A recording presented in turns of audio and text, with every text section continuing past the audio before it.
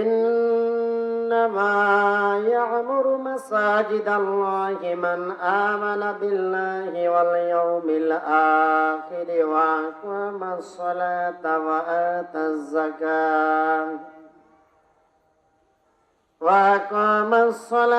وآتى الزكاة ولم يخش إلا الله فعسى أولئك أن يكونوا من المهتدين.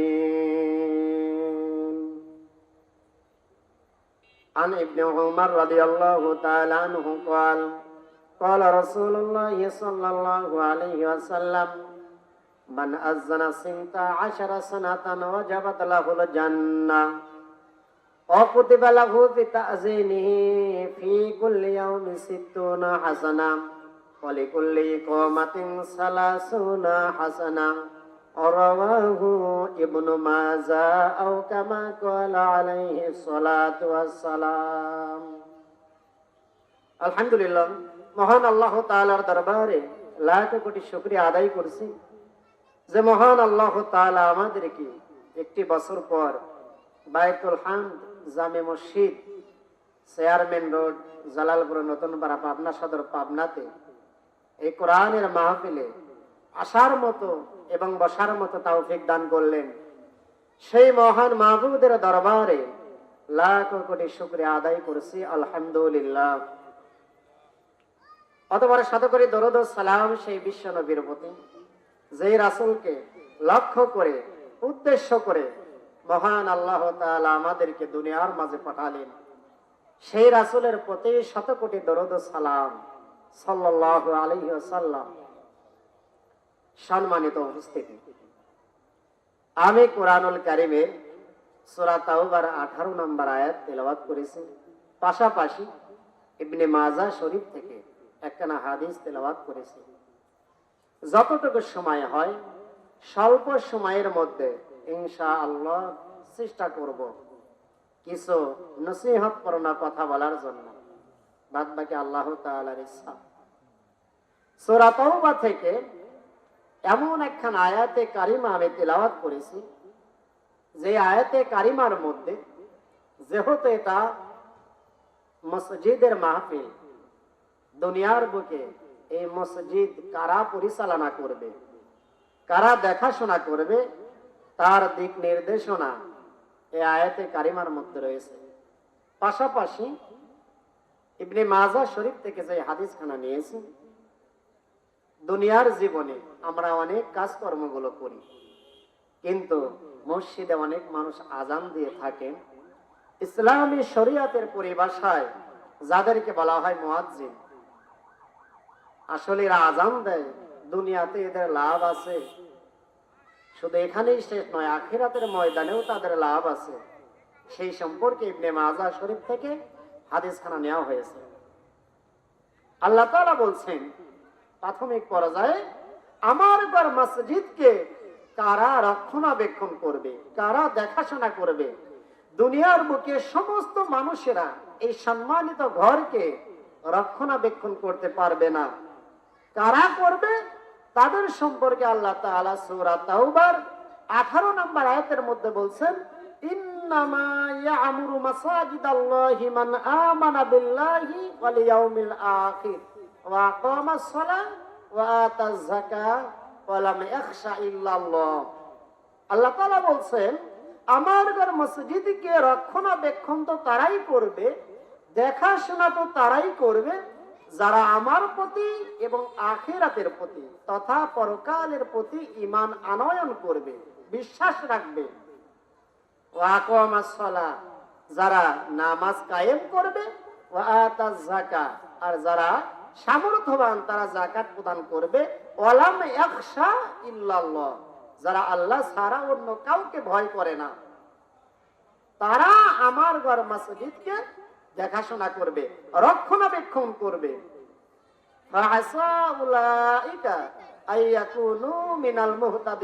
আশা করা যায় এরা হেদায়েত প্রাপ্তদের অন্তর্ভুক্ত হবে। এইটা হচ্ছে আল্লাহ তাআলার কথা। অথচ বাস্তবে আমরা কি দেখি, আমাদের সমাজের মধ্যে যেই সমস্ত মসজিদগুলো রয়েছে, এই মসজিদের রক্ষণাবেক্ষণ আজকে কারা করছে?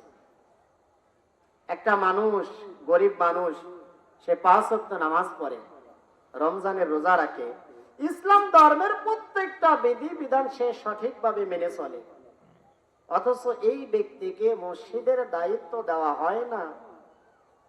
আমার যদি টাকা থাকে, আমার যদি সম্পদ থাকে, আমি নামাজ পড়ি কি পড়ি না, আমি রোজা থাকি কি থাকি না, আমার উপরে হজ ফরজ হয়েছে, হজ করি না, ইসলাম ধর্মের বিধি বিধানগুলো সঠিকভাবে মেনে চলি না, অথচ আমাদের বাংলার জমিনে অধিকাংশ যারা টাকাওয়ালা, যারা পয়সাওয়ালা, যারা সম্পদশালী লোক, তাদেরকে মসজিদের দেখাশোনার দায়িত্ব বার দেওয়া হয়েছে।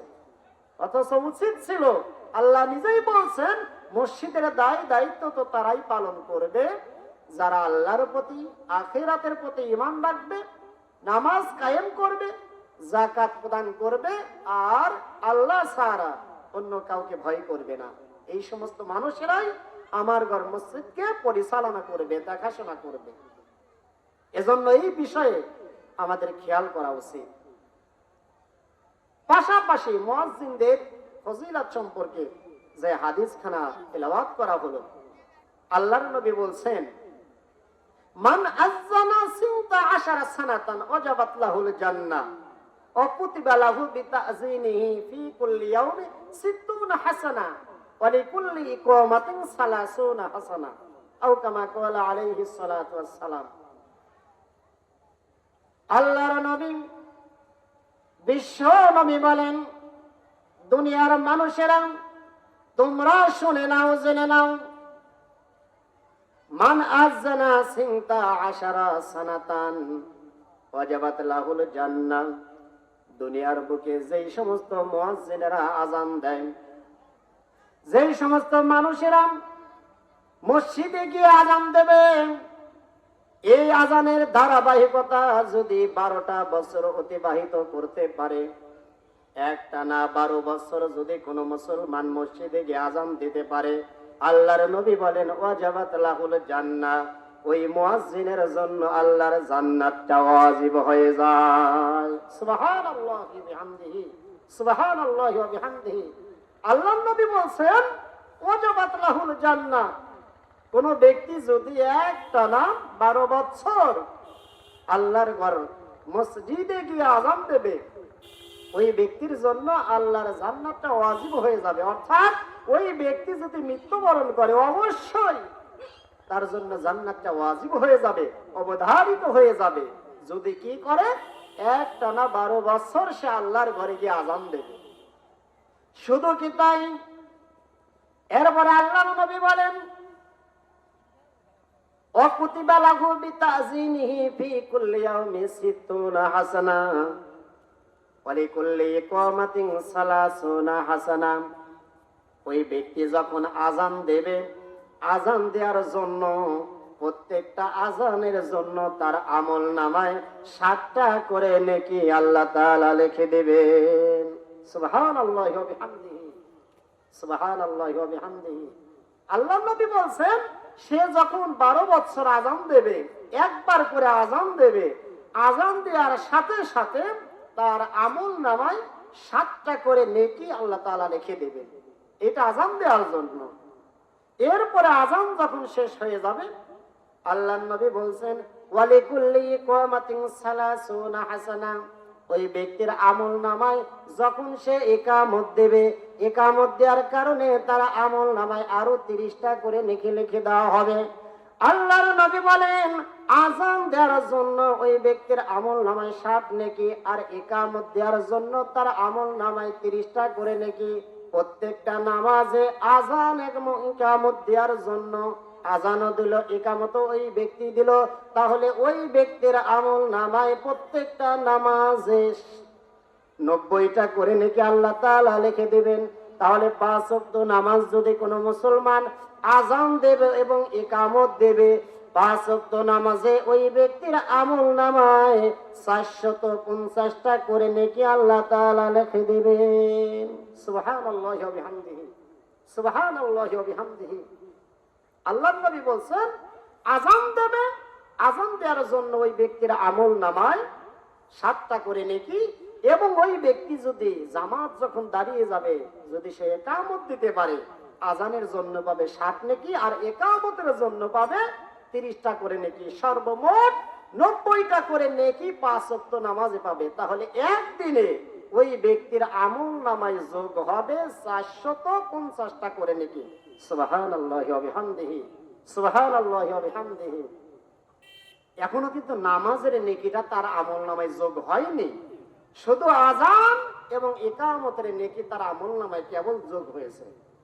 তাহলে নামাজ এখনো পড়েইনি, শুধুমাত্র আজান এবং ইকামত দিয়েছে।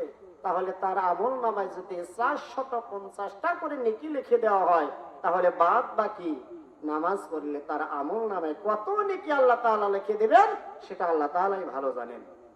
এজন্য আজান দেবেন, আমরা চেষ্টা করব যারা আজান পারি না তারা আজানটা শিখে নেব, ইকামত দেব, নামাজের আগেই আমাদের আমল নামায় আল্লাহ তাআলা সওয়াব লিখে দিবেন। জোরে বলেন সুবহানাল্লাহ।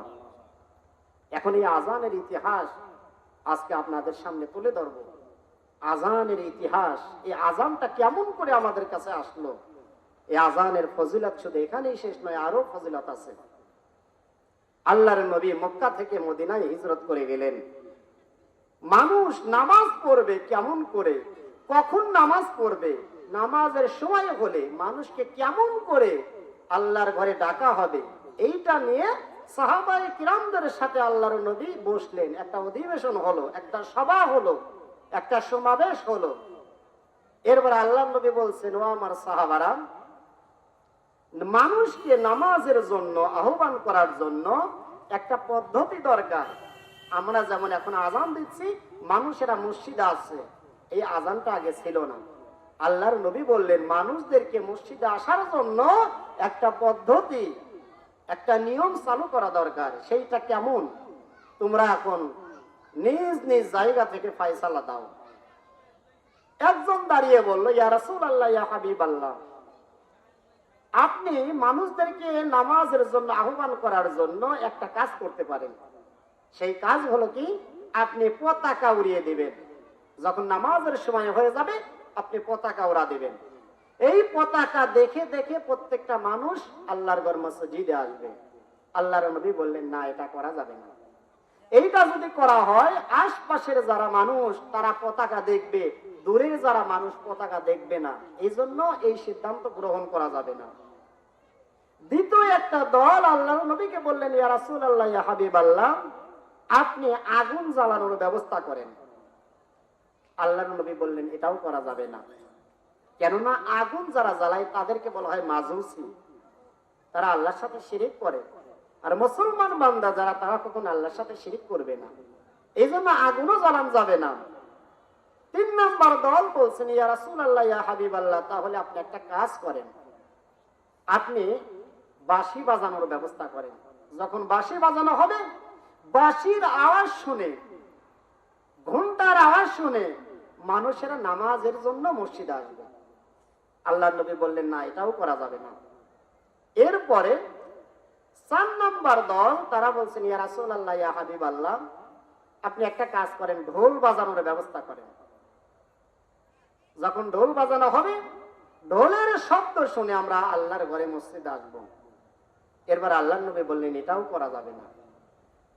5ম দল বললেন, ইয়া রাসূলুল্লাহ, ইয়া হাবিবাল্লাহ, প্রত্যেকটা বাড়ি বাড়ি গিয়ে আমরা মানুষদেরকে ডেকে আনবো, এখন নামাজের সময় হয়েছে, তোমরা মসজিদে চলে আসো। আল্লাহর নবী বললেন, এটাও করা যাবে না। কেননা নামাজের সময় যদি আমরা প্রত্যেকটা বাড়িতে যাই, তাহলে যেই ব্যক্তি ডাকতে যাবে এমনও হতে পারে ওই ব্যক্তি নামাজ পাবে না। এই জন্য এটা আবার, আর ঢোল বাজানো যাবে না, আর বাঁশি বাজানো যাবে না। এইটা হচ্ছে ইহুদি এবং খ্রিস্টানদের কাজ। কেননা মুসলমানরা কখনো ইহুদিদের আদর্শ, খ্রিস্টানদের আদর্শ কখনো গ্রহণ করতে পারে না। এজন্য সবকিছু বাদ যাও, আজকের অধিবেশন এখানেই শেষ হয়ে গেল। আল্লাহর নবী সবাইকে বিদায় করে দিলেন। রাতের বেলায় সমস্ত সাহাবায়ে কিরামগণ যার যার বাড়ির মধ্যে চলে গেলেন। এরপরে কি হলো, আবু দাউদ শরীফের হাদিস। আজান কেমন করে আমাদের কাছে আসলো, হযরত আব্দুল্লাহ ইবনে যায়েদ রাদিয়াল্লাহু তাআলা আনহু তিনি বলছেন, عن عبد الله بن زايد رضي الله تعالى عنه قال قال رسول الله صلى الله عليه وسلم لما أمر رسول الله صلى الله عليه وسلم بالناقوس يعمل ليضرب به للناس لجمع الصلاة طاف بي وأنا نائم رجل يحمل ناقوسا في يده فقلت يا عبد الله أتبيع الناس فقال وما تصنع به فقلت ندعو به إلى الصلاة فقال أفلا أدلك على ما هو خير من ذلك فقلت له بلى فقال تقول الله أكبر الله أكبر الله أكبر الله أكبر أشهد أن لا إله إلا الله أشهد أن لا إله إلا الله এমনি ভাবে হাদিসটা শেষ হয়েছে যেমনি ভাবে আজান হয় প্রত্যেকটা আজানের শব্দ দিয়ে এই হাদিসখানা শেষ হয়েছে। আল্লাহর নবীর সাহাবী হযরত আব্দুল্লাহ ইবনে যায়েদ রাদিয়াল্লাহু তাআলা আনহু বলেন, রাতের অধিবেশন যখন শেষ হয়ে গেল আমরা যার যার মতো বাড়িতে চলে গেলাম। আমি ঘুমের মধ্যে চলে গেলাম। এরপরে স্বপ্নের যুগে আমি দেখতে পাচ্ছি একটা লোক আমার সামনে দিয়ে নাকুচ হাতে নিয়ে যাচ্ছে, হেঁটে যাচ্ছে। এক ধরনের ঘন্টি, যে ঘন্টি দিয়ে মানুষ মালাই বরফ বেচে, এই জাতীয় একটা ঘন্টি নিয়ে সে আমার পাশ দিয়ে কেটে যাচ্ছে। আমি বললাম, ও আল্লাহর বান্দা, তোমার হাতে যে ঘন্টিটা রয়েছে এই ঘন্টি আমার কাছে বিক্রি করবে কিনা? ওই বান্দা বলছেন, আব্দুল্লাহ ইবনে যায়েদ রে, এই ঘন্টি দিয়ে তুমি কি করবে? আব্দুল্লাহ ইবনে যায়েদ রাদিয়াল্লাহু তাআলা আনহু তিনি বলছেন, নাদউ বিহি ইলা সালাম। আল্লাহর বান্দা, আপনার হাতের যে ঘন্টিটা রয়েছে এইটা যদি আমাকে আপনি দেন, এই ঘন্টি বাজিয়ে বাজিয়ে আমি মানুষদেরকে নামাজের জন্য আহ্বান করব। স্বপ্ন যুগে যার সাথে কথা হচ্ছে ওই ব্যক্তি বলছেন, আব্দুল্লাহ ইবনে যায়েদ রে, আফালা আদুল্লুকা আলা মা হুয়া খায়রুম মিন যালিক। এই ঘন্টির চাইতে আমি যদি তোমাকে একটা উত্তম জিনিস শিখিয়ে দেই, উত্তম পদ্ধতি বলে দেই, তাহলে সেটা গ্রহণ করবে কিনা? আল্লাহর নবীর সাহাবী হযরত আব্দুল্লাহ ইবনে যায়েদ রাদিয়াল্লাহু তাআলা আনহু তিনি বলছেন, তাহলে আপনি আমাকে বলে দেন। আল্লাহর ওই বান্দা বলছেন, আসলে ওইটা আল্লাহর বান্দা ছিল না, ওইটা ছিল আল্লাহর রহমতের ফেরেশতা। আল্লাহর রহমতের ফেরেশতা স্বপ্নের মধ্যে বলছেন, ও আল্লাহর নবীর সাহাবী আব্দুল্লাহ ইবনে যায়েদ, তাহলে আমি যা বলি আমার সঙ্গে সঙ্গে তুমি তাই বলো। তুমি বলো, আল্লাহু আকবার আল্লাহু আকবার আল্লাহু আকবার আল্লাহু আকবার, আশহাদু আল্লা ইলাহা ইল্লাল্লাহ আশহাদু আল্লা ইলাহা ইল্লাল্লাহ আশহাদু আন্না মুহাম্মাদার রাসূলুল্লাহ আশহাদু আন্না মুহাম্মাদার রাসূলুল্লাহ। এই বলে বলে আজানের সমস্ত বাক্যগুলো আব্দুল্লাহ ইবনে যায়েদ রাদিয়াল্লাহু তাআলা আনহুকে বলে দেয়া হলো। সকাল হয়ে গেল। আল্লাহর নবীর সাহাবী হযরতে আব্দুল্লাহ ইবনে যায়েদ রাদিয়াল্লাহু তাআলা আনহু বিশ্ব নবীর দরবারে আসলেন। আসার পরে বলছেন, ইয়া রাসূলুল্লাহ ইয়া হাবিবাল্লাহ, আমি আজকে রাতে একটা স্বপ্ন দেখেছি। এই স্বপ্নের মধ্যে আমি এক ব্যক্তিকে একটা ঘন্টি নিয়ে যেতে দেখলাম। তাকে বললাম, আল্লাহর বান্দা, আমাকে ওই ঘন্টিটা দিয়ে দাও, ওই ঘন্টিটা আমার কাছে বিক্রি করে দাও। সে আমার কাছে বিক্রি না করে আমাকে সুন্দর কিছু কথা বলেছে। সে বলেছে, এই কথাগুলো দিয়ে, এই বাক্যগুলো দিয়ে তুমি মানুষদেরকে নামাজের জন্য আহ্বান করবে। নামাজের মধ্যে যেই বাক্য, আজানের মধ্যে যেই বাক্যগুলো আমরা বলি, এই বাক্যগুলো বিশ্ব নবীকে বলা হলো। আল্লাহর নবী বললেন, ইন্না হাযিহি লা রুইয়া হাক, অবশ্যই এটা একটা সত্য স্বপ্ন। আল্লাহর নবী বলছেন, আব্দুল্লাহ ইবনে যায়েদ রে, তুমি যে স্বপ্নটা দেখছো, ইন্না হাযিহি লা রুইয়া হাক, অবশ্যই এটা একটা সত্য স্বপ্ন, এর মধ্যে কোনো সন্দেহ নাই। সুবহানাল্লাহি ওয়া বিহামদিহি সুবহানাল্লাহি ওয়া বিহামদিহি। আব্দুল্লাহ ইবনে যায়েদ রাদিয়াল্লাহু তাআলা আনহু তিনি বলছেন, আমি চাইলাম তার কাছ থেকে ঘন্টিটা কেনার জন্য। যখন মানুষকে নামাজের জন্য আহ্বান করব, ওই ঘন্টি বাজাবো, ওই ঘন্টির শব্দ শুনে শুনে মানুষেরা নামাজে আসবে। অথচ এইটার পরিবর্তে আল্লাহর রহমতের ফেরেশতা আমাকে আজানের বাক্যগুলো শিখিয়ে দিলেন।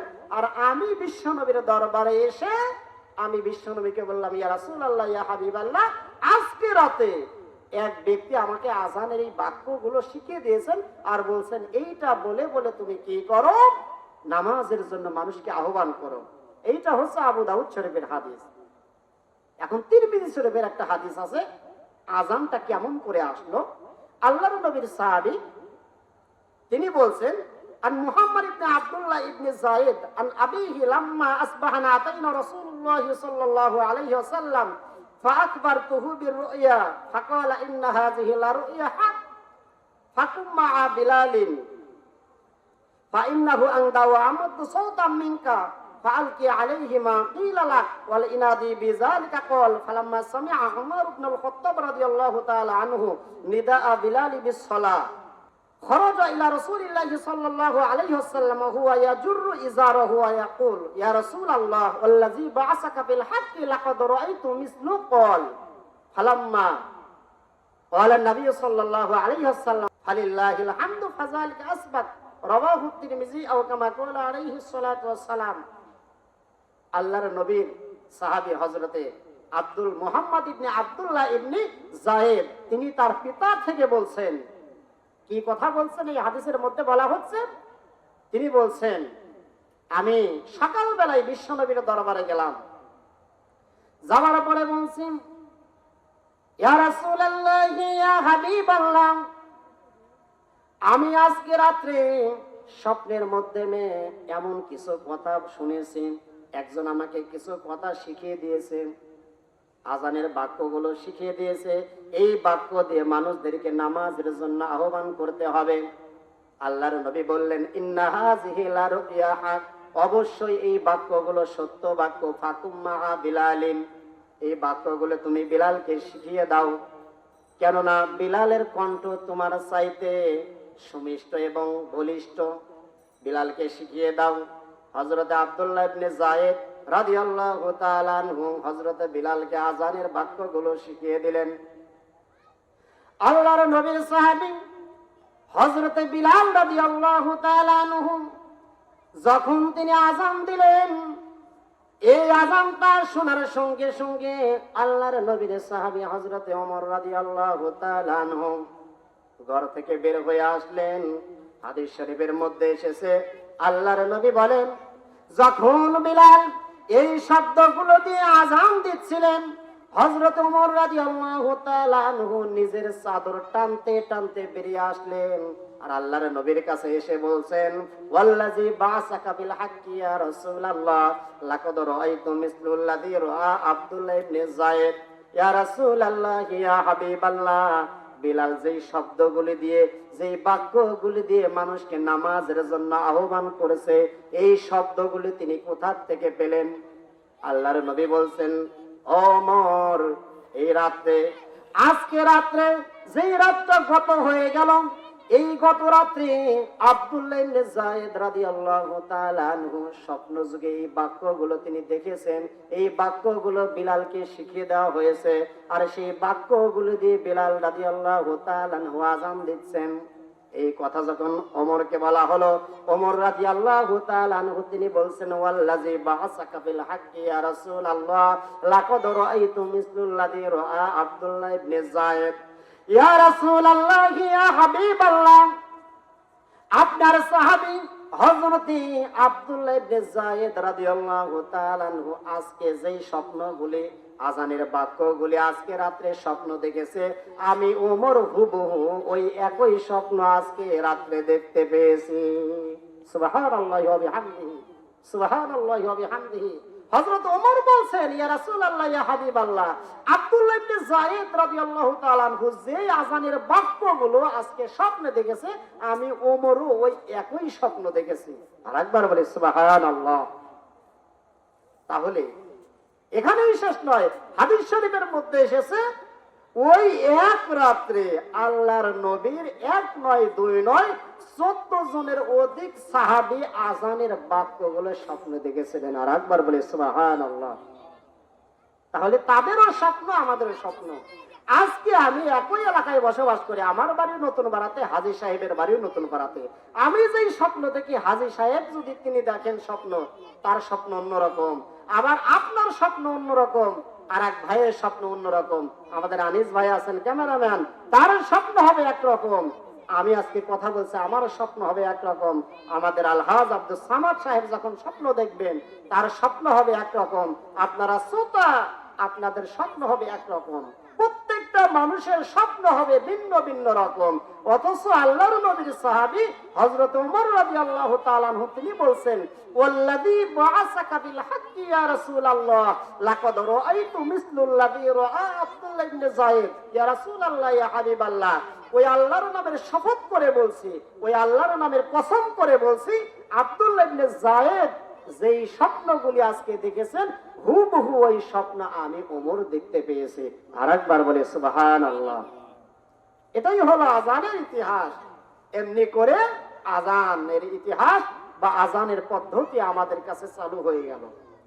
এখন প্রশ্ন হলো, স্বপ্ন দেখলেন হযরতে আব্দুল্লাহ ইবনে যায়েদ রাদিয়াল্লাহু তাআলা আনহু, কিন্তু আজান দিতে বলা হলো হযরত বিলালকে, এর কারণ কি? স্বপ্ন দেখেছেন আব্দুল্লাহ ইবনে যায়েদ রাদিয়াল্লাহু তাআলা আনহু, কিন্তু আজান দিলেন সর্বপ্রথম হযরতে বিলাল রাদিয়াল্লাহু তাআলা আনহু। কেন এমনটা হলো? হাদিস শরীফের মধ্যে স্পষ্টভাবে এর বিস্তারিত ব্যাখ্যা রয়েছে। কেন তাকে আজান দিতে বলা হলো? আর পৃথিবীর ইতিহাসে সর্বপ্রথম যে আজানটা হয়েছিল, সেই আজানটা হয়েছিল যোহর নামাজের আজান। জোরে বলেন সুবহানাল্লাহ। ফজরের হয়নি, আসরের হয়নি, মাগরিবের হয়নি, ইশার হয়নি। সর্বপ্রথম বিলাল রাদিয়াল্লাহু তাআলা আনহু যে আজানটা দিয়েছিলেন, সেইটা ছিল যোহর নামাজের আজান। ইতিহাসের মাধ্যমে যতটুকু আমরা জানতে পারি, এটাই হচ্ছে আজানের ইতিহাস। এখন কেন বিলালকে আজান দিতে বলা হলো? হাদিস শরীফের মধ্যে আল্লাহর নবী বলছেন, ইয়া বিলাল কুম ফানাদি বিসসালাহ, তুমি দাঁড়াও, তুমি আজান দাও। এটা হচ্ছে দলিল। আল্লাহর নবী নিজে বিলালকে আদেশ করেছেন। এরপরে বলা হচ্ছে ফামির বিলালান আইয়াশফা আল আযান ওয়া ইউতিরুল ইকামা। এইটা হলো দ্বিতীয় দলিল। বিলালকে আল্লাহর রাসূল নিজে আদেশ করেছিলেন। কিন্তু কেন বিলালকে আদেশ করলেন? এক নাম্বার শর্ত হলো, আজান দিতে হলে বলিষ্ঠ এবং সুমধুর কণ্ঠের অধিকারী হতে হয়, যেটা আল্লাহ তাআলা বিলাল রাদিয়াল্লাহু তাআলা আনহুকে দান করেছিলেন। জোরে বলুন সুবহানাল্লাহ। সব সাহাবায়ে কিরামগণের কণ্ঠ ভালো ছিল, কিন্তু সবচাইতে বলিষ্ঠ এবং সুমধুর কণ্ঠ ছিল হযরত বিলালের। এই কারণে বিলাল রাদিয়াল্লাহু তাআলা আনহুকে আল্লাহর নবী আদেশ করেছিলেন, যাও বিলাল, তুমি আজকে পৃথিবীর ইতিহাসে প্রথম মুয়াজ্জিন, তুমি আজানটা দিয়ে দাও। দুই নাম্বার হলো, আজান দিতে হলে তার কণ্ঠ অনেক দূর পর্যন্ত যাইতে হবে। অন্যান্য সাহাবীর যতটুকু কণ্ঠর আওয়াজটা দূরে যাইতো, তার চাইতে একটু হলেও বেশি যাইতো হযরত বিলাল রাদিয়াল্লাহু তাআলা আনহুর। তিনি যখন আজান দিতেন, তার আজানের ধ্বনি যত দূর পর্যন্ত যাইতো, অন্য সাহাবায়ে কিরামের ধ্বনিটা অত দূর পর্যন্ত যাইতো না।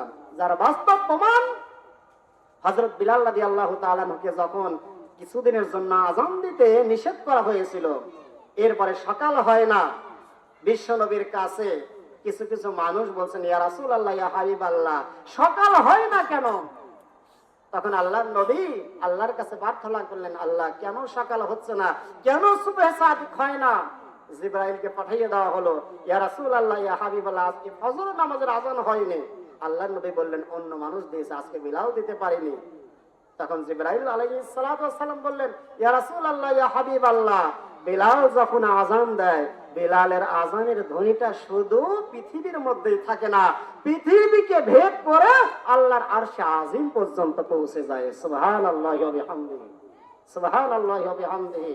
তাহলে দুই নম্বর শর্ত হলো, যার ধ্বনি যত দূর বেশি যাবে, সে আজান দেওয়ার জন্য সে অগ্রবর্তী থাকবে, অর্থাৎ সে নির্বাচিত হয়ে থাকবে। তিন নম্বর কথা হলো, বিলাল রাদিয়াল্লাহু তাআলা আনহু যখন আজান দিতেন, সেই আজানের মধ্যে যতটা আবেগ ছিল, যতটা ভালোবাসা ছিল, এত আবেগ এত ভালোবাসা অন্য কোন সাহাবায়ে কিরামের ছিল না। আর একবার বলি সুবহানাল্লাহ। কেমন আবেগ ছিল? আল্লাহর নবীর সাহাবী তারা বর্ণনা করেছেন বিশ্বনবী দুনিয়ার বুক থেকে চলে গেলেন। চলে যাওয়ার পরে বিলাল রাদিয়াল্লাহু তাআলা আনহু মদিনায় কিন্তু থাকেননি, তিনি সিরিয়াতে চলে গেলেন। সিরিয়াতে চলে যাওয়ার পরে হঠাৎ করে দেখা গেল একদিন স্বপ্নের মধ্যে এসে আল্লাহ রাসূল বলছেন, বিলাল, আমিও দুনিয়ার বুক থেকে চলে এসেছি, তুমি মদিনা থেকে চলে আসলে, মদিনার মানুষের প্রতি তোমার কি কোনো দয়া হয় না, কোনো কি মা হয় না? আমি যে রওজার মধ্যে শুয়ে আছি, আমার জন্য কি তোমার মন কাঁদে না? এরপরে বিলাল রাদিয়াল্লাহু তাআলা আনহু সকালবেলায় আর দেরি করেননি। বিলাল রাদিয়াল্লাহু তাআলা আনহু দেরি না করে সকালবেলায় আবার মদিনার উদ্দেশ্যে রওনা দিলেন। মদিনাতে যখন আসলেন, আসার পরে সমস্ত সাহাবাই কিরামগণ বিলালকে পেয়ে আনন্দে আত্মহারা হয়ে গেলেন। আনন্দে আত্মহারা হয়ে যাওয়ার পরে বিলালকে বলছেন, বিলাল, তুমি আবার সেই আবেগ কোন বিষয় দিয়ে, তোমার আবেগ দিয়ে, তোমার ভালোবাসা দিয়ে আবার মসজিদে নববীতে যাও, আবার তুমি আজান দাও। বিলাল রাদিয়াল্লাহু তাআলা আনহু বলছেন, ও আল্লাহর নবীর সাহাবীরা, আমি আর আজান দিতে পারবো না। এইরকম ভাবে প্রত্যেকটা সাহাবায়ে কিরাম যখন তাকে অনুরোধ করছে, সবার অনুরোধকে তিনি বয়কট করছেন যে না, আমি আর আজান দিতে পারবো না। হযরত ইমাম হাসান এবং হুসাইন রাদিয়াল্লাহু তাআলা আনহুমা দুজনে এসে বলছেন, চাচা, আপনি আজান দেন। তিনি যখন দেখলেন হযরত হাসান এবং হুসাইন রাদিয়াল্লাহু তাআলা আনহু তাকে জড়িয়ে ধরে বলছেন, চাচা, আপনি আবার আজান দেন, তখন তিনি আর তাদের কথা ফেলতে পারলেন না। হযরত হাসান এবং হুসাইন রাদিয়াল্লাহু তাআলা আনহুমা তাদের মুখের দিকে তাকিয়ে, চেহারার দিকে তাকিয়ে তিনি আজান দিলেন। সেই আজানটা কেমন ছিল? কবিরা বলছেন এমন ভাবে, ওঠো বিলাল মিনারাতে,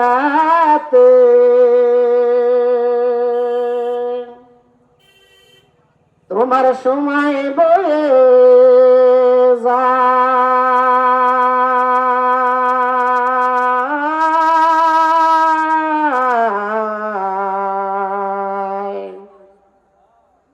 আজান দাও গো মধুর সুরে,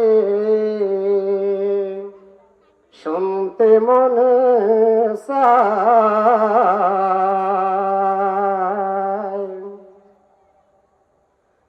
ওঠো বিলাল মিনারাতে,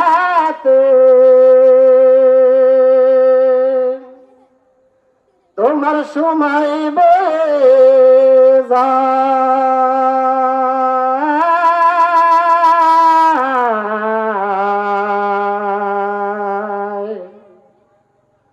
আজান দাও গো মধুর সুরে,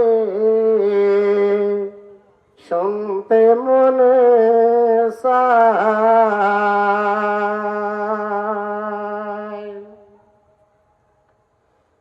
বিলাল বলে, আজান দিল,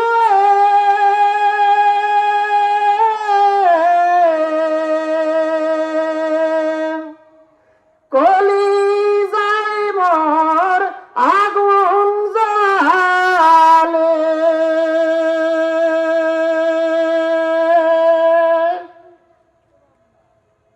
বিলাল বলে, আজান দিল,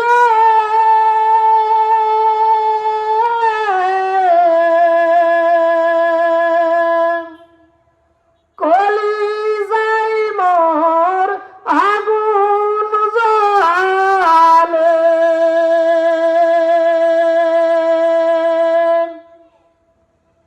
আমার আজান কে শুনিবে, আমার আজান কে শুনিবে, নবী নাই রে দুনিয়ায়,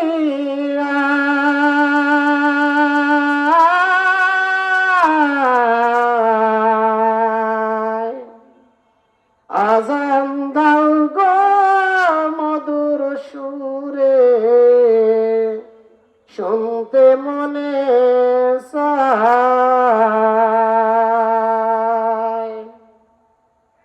ওঠো বিলাল মিনারাতে,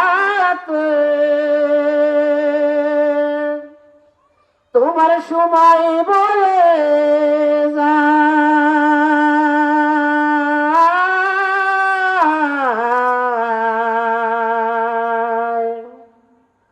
আজান দাও গো মধুর সুরে শুনতে মনে চায়। আল্লাহর নবীর সাহাবী হযরতে বিলাল রাদিয়াল্লাহু তাআলা আনহু ইমাম হাসান এবং হুসাইন রাদিয়াল্লাহু তাআলা আনহুমা যখন বললেন, চাচাজি আমার নানা দুনিয়ার বুক থেকে চলে গিয়েছেন, আপনিও চলে গেলেন, আপনার কণ্ঠে অনেক দিন যাবত আজান শোনা হয় না, মেহেরবানি করে আপনি আর একটা বার আজান দেন, তামাম মদিনা ঠান্ডা হয়ে যাবে। আল্লাহর নবীর সাহাবী আশিক রাসূল হযরতে বিলাল আজান শুরু করলেন। আজান শুরু করতে করতে যখন আশহাদু আন্না মুহাম্মাদুর রাসূলুল্লাহ বললেন, হযরত বিলাল রাদিয়াল্লাহু তাআলা আনহু যখন বলেছেন আশহাদু আন্না মুহাম্মাদুর রাসূলুল্লাহ, হযরত বিলালের আল্লাহর নবী যেই মিম্বারে বসে খুতবা দান করতেন, যেই মিম্বারে বসে সাহাবায়ে কিরামদেরকে নিয়ে আলোচনা করতেন, হযরত বিলালের সেই চোখের চাহনি, চোখের দৃষ্টিটা যখন মিম্বারে গেছে, মসজিদে নববীর মিম্বারে যখন গেলেন, হযরত বিলাল মুহূর্তের মধ্যে বেহুশ হয়ে চলে গেলেন, তিনি জ্ঞান হারিয়ে ফেললেন। সমস্ত মদিনার বুকে মানুষের মধ্যে শোকের যেন ছায়া চলে আসলো। সমস্ত মদিনাবাসীরা মসজিদে জড়ো হয়ে গেছেন। কতদিন যাবত বিলালের মুখে আজান শুনি না। সমস্ত মানুষ মনে করেছেন বিশ্ব নবী আবার মসজিদে নববীতে এসেছেন। সমস্ত মদিনার মানুষেরা পাগল পারা হয়ে গেছে, পাগলের মতো ছুটে আসছে। তাদের মনে হচ্ছে হযরতে বিলাল যেমন মসজিদে নববীতে আজান দিয়েছেন, মসজিদে নববীর মুয়াজ্জিন নির্বাচিত হয়েছেন, আবার মনে হয় আমাদের বিশ্ব নবী নতুন করে মসজিদে নববীর ইমাম হওয়ার জন্য তৈরি হয়ে গেছেন। সমস্ত মদিনাবাসীগণ এই চিন্তা নিয়ে, চেতনা নিয়ে মসজিদে নববীতে যখন ঢুকেছেন, তখন এসে দেখেন যে বিলাল বেহুশ হয়ে পড়ে আছেন। সমস্ত সাহাবায়ে কিরামগণ হাউ মাউ করে কান্নাকাটি করছে যে আজকে বিলাল এসেছে। বিলালের মতো যদি বিশ্বনবী আসতেন তাহলে আমাদের ভাগ্যটা কতই ভালো হতো। কিন্তু বিশ্বনবী তো আল্লাহর দরবারে চলে গিয়েছেন। এটাই ছিল সেই আজানের ইতিহাস। আজান দিবেন সেই ব্যক্তি যার আজানের মধ্যে আবেগ বেশি থাকবে, ভালোবাসা বেশি থাকবে। হযরত বিলাল রাদিয়াল্লাহু তাআলা আনহু যখন আজান দিতেন, তার আজানের মধ্যে যত আবেগ ছিল, ভালোবাসা ছিল, এই আবেগ আর ভালোবাসা অন্য কোন সাহাবীদের দেহের মধ্যে ছিল না। তার মানে সমস্ত সাহাবায়ে কিরামগণ ভালোবাসতেন আল্লাহর রাসূলকে, আল্লাহকে, কিন্তু বিলালের ভালোবাসা ছিল অত্যন্ত বেশি। এই কারণে বিলালকে আযান দেওয়ার জন্য আদেশ আল্লাহর রাসূল করেছিলেন। এইটা ছিল 3 নাম্বার শর্ত।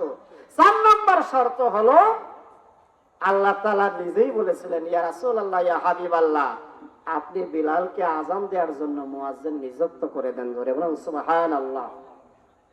আর 5 নম্বর কারণ হলো আবু দাউদ শরীফের হাদিস, আল্লাহর নবী বলেন, লাউলা আন্নাহু কানা ইয়াউমাইযিন মারিদান লাজআলাহু রাসূলুল্লাহ সাল্লাল্লাহু আলাইহি ওয়াসাল্লাম মুআজ্জিনান।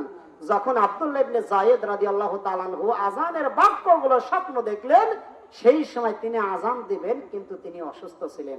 অসুস্থ থাকার কারণে সর্বপ্রথম পৃথিবীর ইতিহাসে যিনি আযান দিয়েছিলেন সেই ব্যক্তির নামটাই ছিল হযরত বিলাল রাদিয়াল্লাহু তাআলা আনহু। আর একবার বলে সুবহানাল্লাহ।